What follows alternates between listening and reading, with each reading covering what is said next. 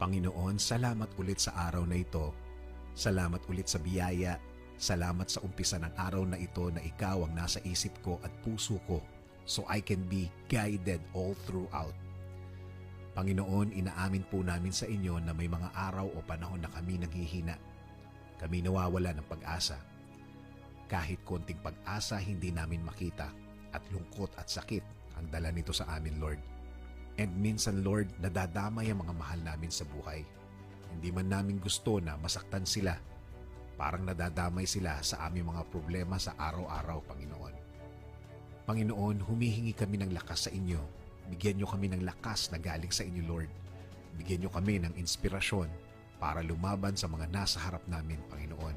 Alam po namin na hindi kami dapat ganito dahil kami ay mga anak mo, Lord.